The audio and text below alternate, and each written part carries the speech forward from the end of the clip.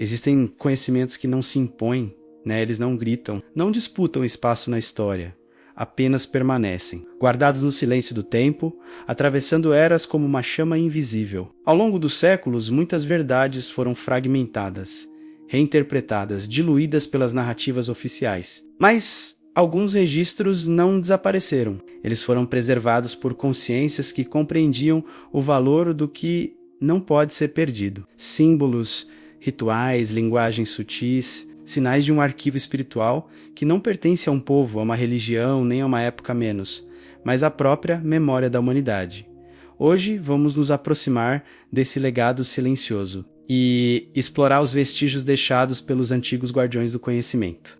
Mergulhe comigo numa jornada através do tempo, para um mundo onde o conhecimento não era escrito em livros, mas guardado em corações e mentes. Imagine uma linhagem de sábios, os guardiões antigos, cuja missão sagrada era preservar a sabedoria ancestral da humanidade. Eles não construíram bibliotecas de pedra, mas um arquivo vivo, um repositório espiritual que atravessou milênios em silêncio. Esta não é uma história sobre impérios ou batalhas, mas sobre a herança silenciosa que moldou o nosso mundo de formas que mal podemos imaginar. Desde as planícies da antiga Suméria, passando pelas escolas de mistério do Egito, até os mosteiros escondidos nos Himalaias, existia uma corrente contínua de conhecimento. Uma sabedoria que falava sobre a conexão entre o céu e a terra, a natureza da consciência e o verdadeiro propósito da existência humana. Os guardiões não eram reis nem generais. Eram curandeiros, astrônomos, filósofos e artistas, homens e mulheres que compreendiam que a verdadeira riqueza não está no ouro, mas na compreensão do universo e de nós mesmos. Eles observavam as estrelas não apenas para navegar, mas para decifrar os ritmos cósmicos que influenciam a vida na Terra.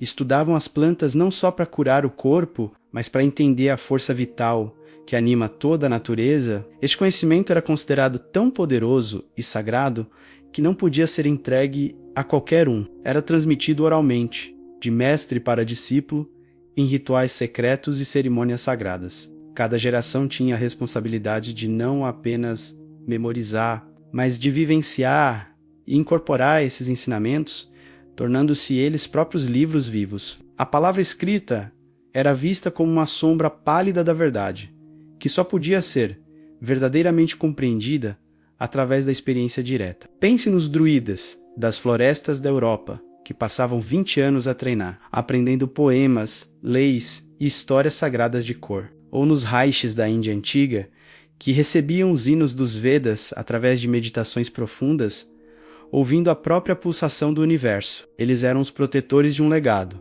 garantindo que a chama da sabedoria nunca se apagasse, mesmo nas épocas mais sombrias.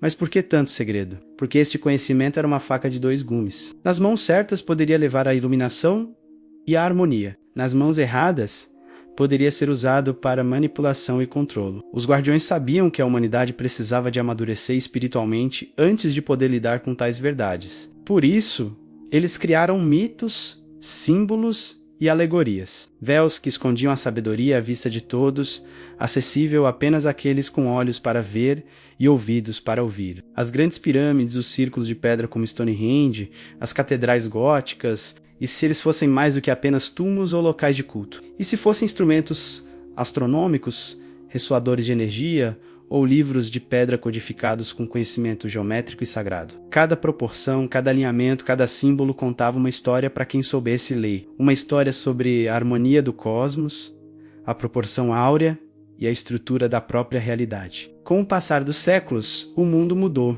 A ascensão dos grandes impérios, a invenção da imprensa e a era da razão pareciam ter tornado esses guardiões obsoletos. O conhecimento tornou-se democratizado, mas talvez algo se tenha perdido no processo. A busca pela informação substituiu a busca pela sabedoria.